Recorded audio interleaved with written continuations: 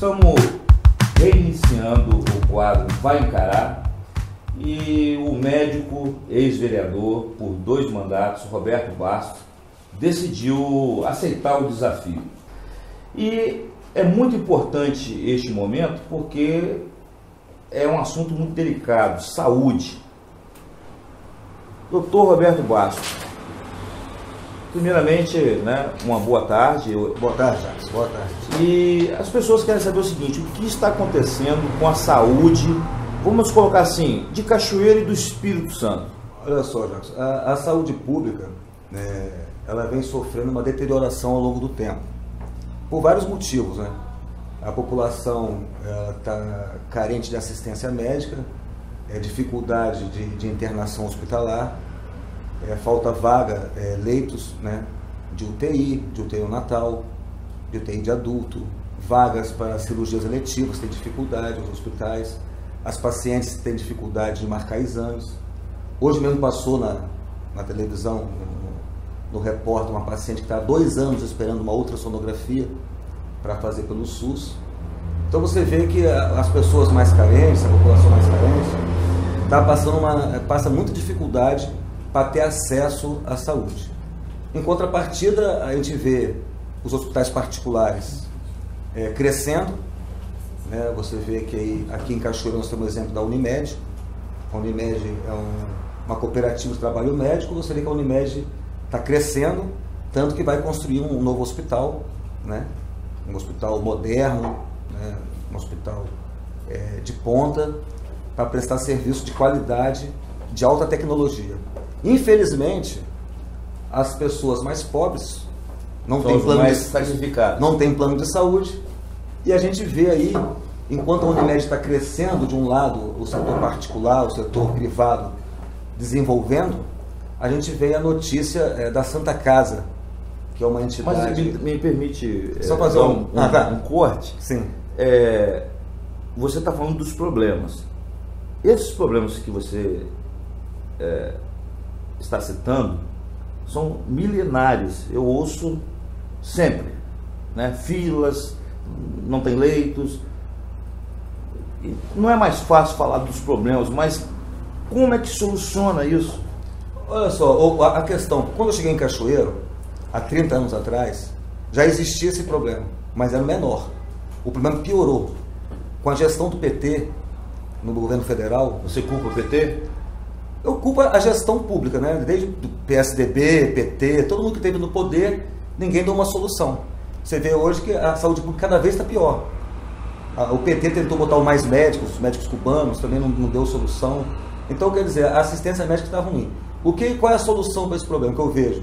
Eu vejo que o governo ele deveria contratar os hospitais privados, como fez em São Paulo. O governo de São Paulo contratou o Hospital Albert Einstein, Sírio-Libanês, para prestar serviço público.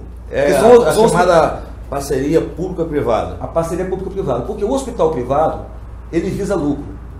Por visar lucro, ele é uma instituição que o caixa dela tem que funcionar. Só vai entrar ali se houver pagamento. Se o governo não pagar, não vai atender. Então, quando faz um contrato do governo federal, por exemplo, um exemplo, vamos supor que a Unimed construa um hospital grande aqui e a Unimed resolva prestar serviço para o Estado. Faz uma tabela lá, meu custo é X por procedimento, você vai pagar, aceitou, chegaram num acordo, por que não um hospital particular? Mas aí você não está propondo acabar com o SUS?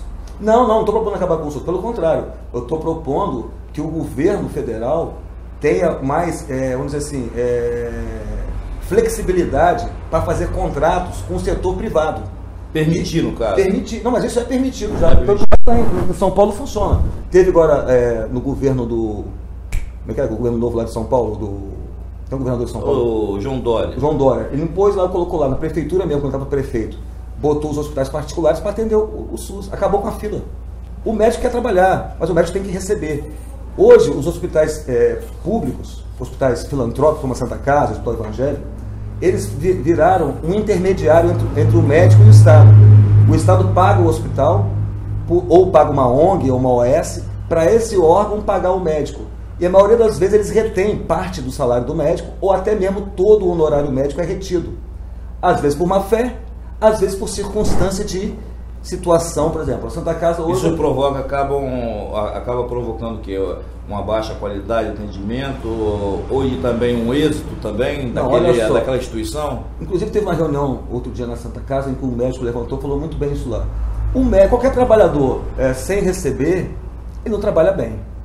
Concordo com do estímulo, né? O estímulo, o cara vai trabalhar e hoje em dia, já isso é importante... Mas você está me dizendo, e dizendo para os cachoeirenses, que a Santa Casa está nessa situação híbrida de alguns profissionais, ou a maioria dos profissionais não estão estimulados porque estão com seus salários atrasados? Sim, qualquer serviço que você não remunere o profissional, o que acontece? O cliente do hospital é o médico, não é o paciente.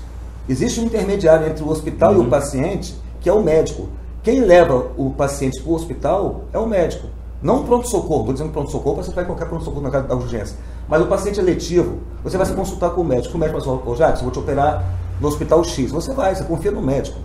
Então o hospital recebe você lá, mas o cliente do hospital é o médico está levando você para lá. Então o médico tem que ser respeitado, tem que receber em dia.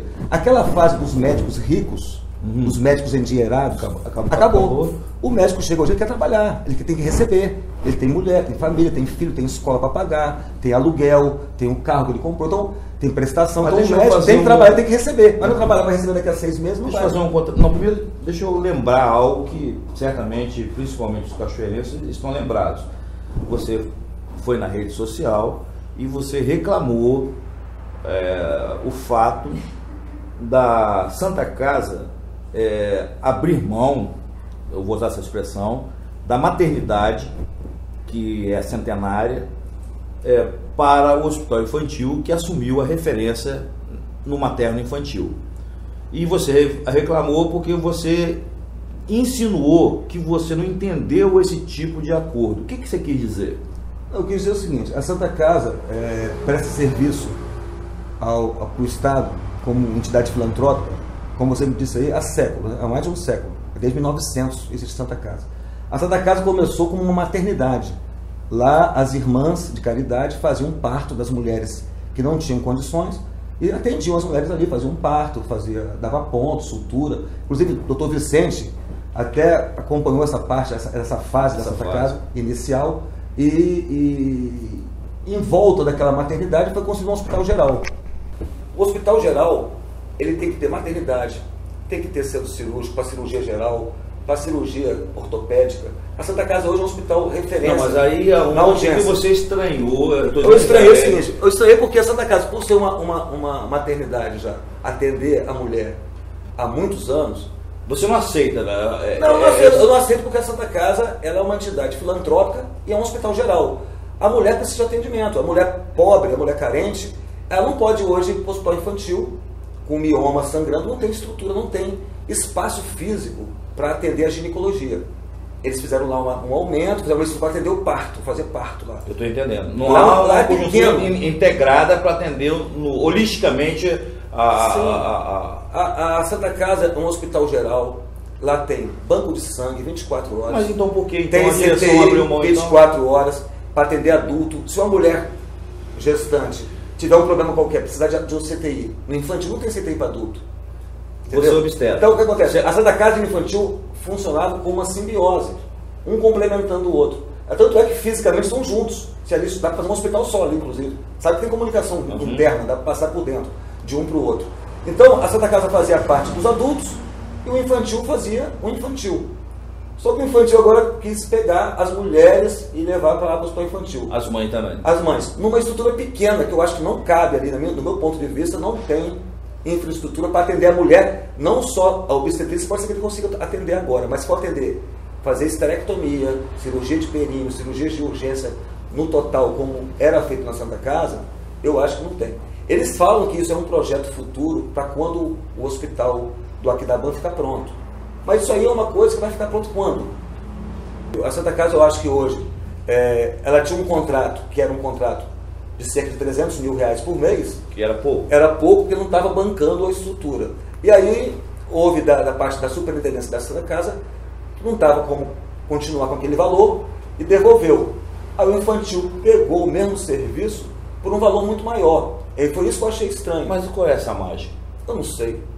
Outra coisa que eu achei estranho também, já, foi a data da assinatura desse convênio. 28 de dezembro. O último dia do governo Paulo Artung.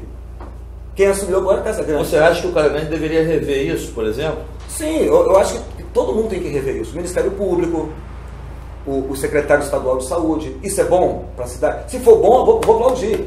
Eu não estou reclamando dos 800 mil, eu não sei nem qual é o valor que o infantil está recebendo. Eu quero que o hospital infantil receba 1 milhão, 2 milhões, 10 milhões. Quanto mais dinheiro para o hospital público, mais esse dinheiro tem que ser fiscalizado. O Ministério Público tem que fiscalizar a aplicação desse recurso. Será que esse recurso está vindo a mais? Está indo para onde esse dinheiro a mais? Você não está questionando a questão de quantidade de maternidade. Ou seja, se surgir um outro hospital com outra maternidade, sim, não é essa a questão. A questão é que você está colocando, se é que eu estou entendendo, a Santa Casa seria a última a desistir de uma maternidade, seria isso? Sim, a Santa Casa como um hospital filantrópico. Qual é a finalidade da Santa Casa? Atender o pobre. Sempre foi essa, atender o pobre. A Santa Casa não visa lucro. É uma entidade filantrópica. Como é que você vai alegar que você entregou um serviço que está dando prejuízo? Mas se você não visa lucro, como é que você vai reclamar de prejuízo? A Santa Casa sempre vai dar prejuízo. Um hospital público, de porta aberta, sempre vai dar prejuízo, porque a saúde é cara. Um paciente que interna lá, você não sabe qual é o custo dele. O paciente chega lá politraumatizado. Ele precisa de uma tomografia, daqui a pouco ele pode complicar, precisa de uma ressonância, precisa de uma cirurgia, precisa... Então vai uma bola de neve. O problema de gestão. Então, agora eu já vou entrar num outro nível da conversa. A Organização Mundial da Saúde determina que é um médico para cada 1.000 habitantes, né? No Brasil tem cerca de 459 mil médicos, o que dá uma média acima de 2,22, algo assim. Mas os médicos não querem sair da área urbana, porque querem ganhar dinheiro. Eles não querem ir lá para a Amazônia. Eu te pergunto, quem é que não quer ganhar dinheiro? O governo federal gasta 109 bilhões para atender 75% que depende do SUS. Já a saúde suplementar gasta 95, 90, quase 100 bilhões para atender 25%. Tem alguma coisa errada aí. É isso que eu quero dizer, a equação você que tem que me dar. Então quem é que está, por exemplo, a particular consegue investir 90 bilhões e o SUS 110 bilhões, então tem alguma coisa errada na questão da distribuição e na questão da gestão. Aí não tem um problema maior do que esse que nós estamos conversando? Tem, existem outros fatores, vou te falar mais. Primeiro, o Brasil deve muito na parte de infraestrutura e saneamento básico. Os governos anteriores aí, PT, PSDB, nunca investiram em saneamento básico. O Brasil tem mais de 60% dos esgotos abertos, de esgoto não tratado. Se for procurar saber, aqui em Cachoeira não deve ter muito esgoto aberto, só procurar por aí. Então, dá a entender que o governo federal deveria investir 3 vezes mais para que ficasse... O governo tem que investir mais. Você vê, você pega um hospital particular, como eu falei agora, da Unimed, está construindo um hospital lindo lá e tal. Uhum. E a Santa Casa está fechando a maternidade. Então é assim que está funcionando. O Estado tem que voltar os olhos para a saúde tem que ser uma prioridade, porque nunca foi, tem que ser prioridade, os recursos têm que ser investidos, tem que investir na prevenção, tem que investir em saneamento básico, tem que fazer esgoto, tem que fazer vacinação, isso tudo tem que ser bem feito. O filho do rico, ele toma vacina naquele que ele vacina, não falta vacina para ele. O pobre, ele vai lá, não tem vacina. Hoje mesmo, uma paciente minha foi fazer um ultrassom, falou que não tinha vitamina no posto da prefeitura. Não tem ácido fólico, que é um remédio que evita a malformação no neném. Toda gestante tem que tomar ácido fólico no começo da gestação. Não tem ácido fólico nas farmácias da prefeitura de Cachoeiro. Então, para que retirar, subtrair da Santa Casa, que é um hospital filantrópico, o atendimento à mulher? Para que tirar da Santa Casa? Vamos deixar, é do SUS, para atender o pobre. Então, eu acho que quanto mais... Mas aí foi uma questão de gestão. Eu não sei se foi questão de gestão ou se nós estamos conversando aqui numa entrevista, estou falando qual é a minha opinião. Né? Sim, não estou falando nada com conhecimento. Tá bom, isso que eu ia te falar. Você está falando como pessoa física, como médico, mas não representando a Santa Casa, nem o pensamento da Santa Casa. Como médico do corpo clínico da Santa Casa, como cidadão. Uhum. Eu acho, sim, eu no meu ponto de vista, eu acho que aconteceu foi assim, o recurso era insuficiente para bancar o custeio, então o superintendente falou assim, por esse preço eu não quero, não dá para mim mais, não estava aguentando mais, estava por aqui já dando prejuízo. Aí o hospital, o Estado falou, então assina aqui, ele assinou, aí entregou para o outro por 3 vezes mais o valor. Agora, o motivo que está por trás disso eu não sei, se foi...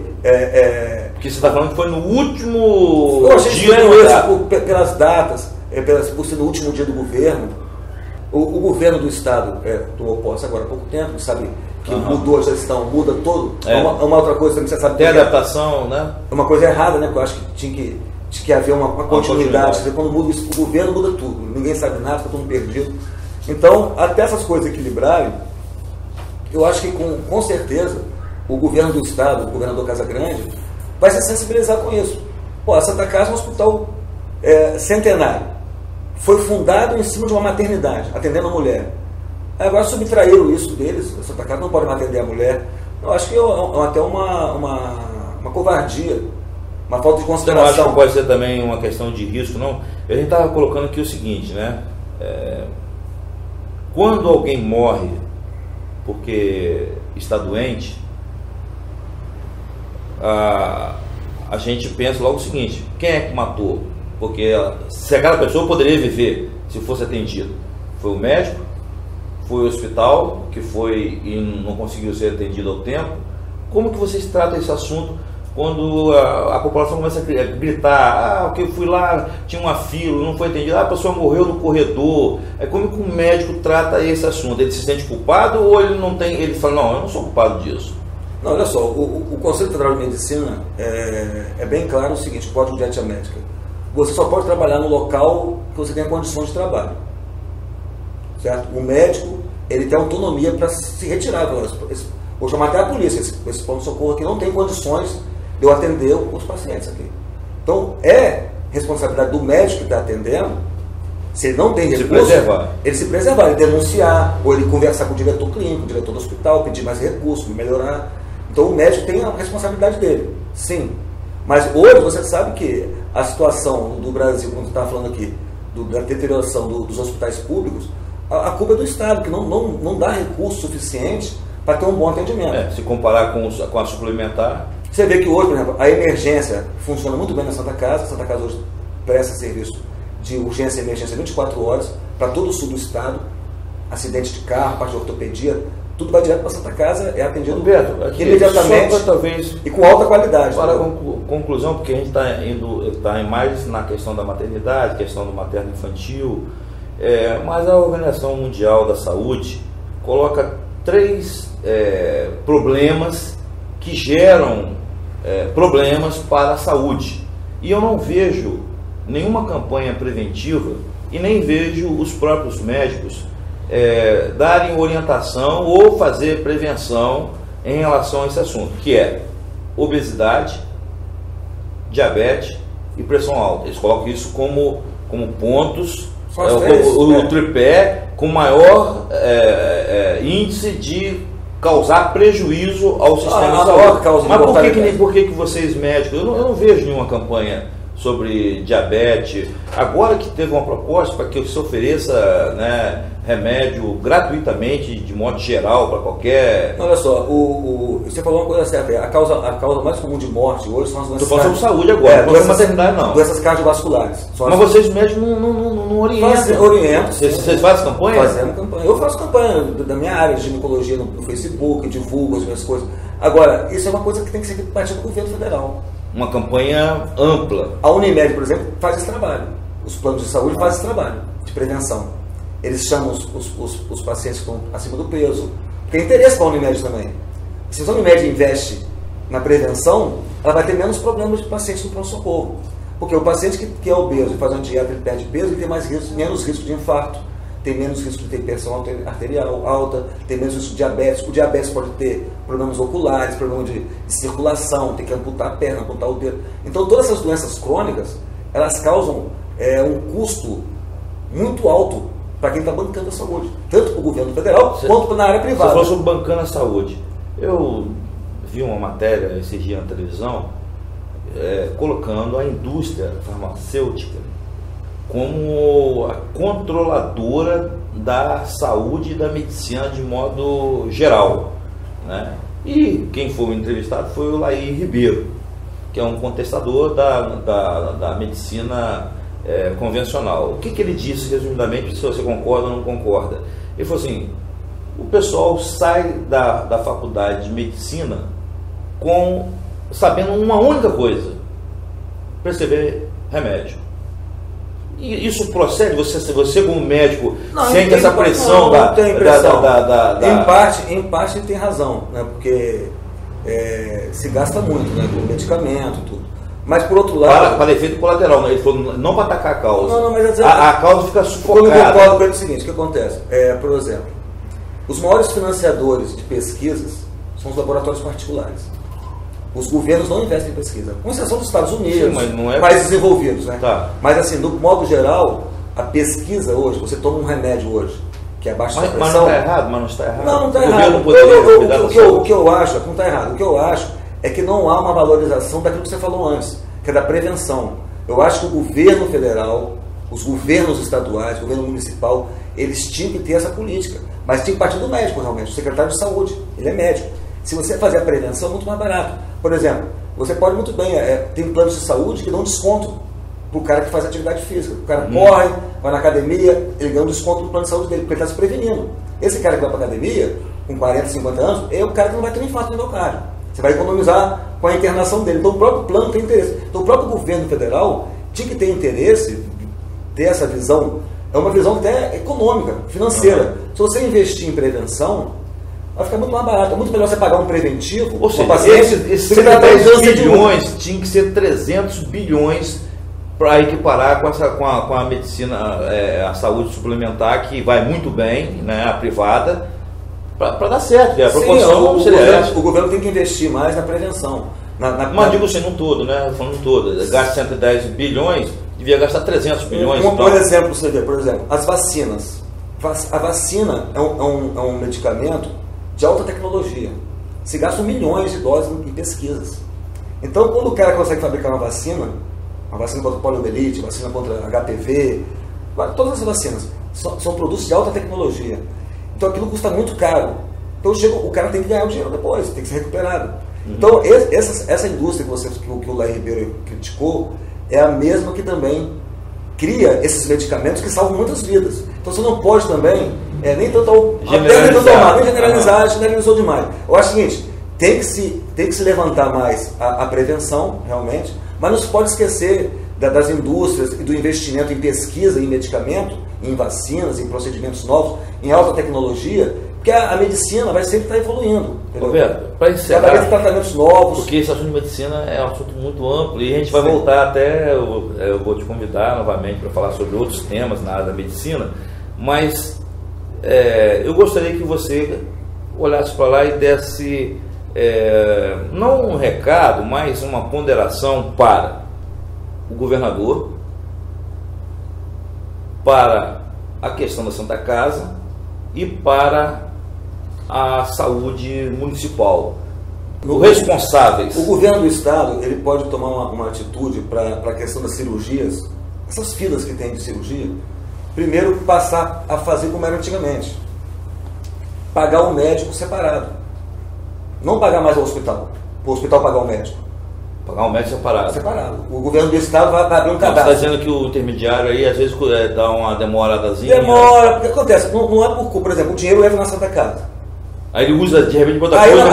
Aí tem uma ação judicial lá que, bloqueou o dinheiro. Acabou. Ninguém recebe.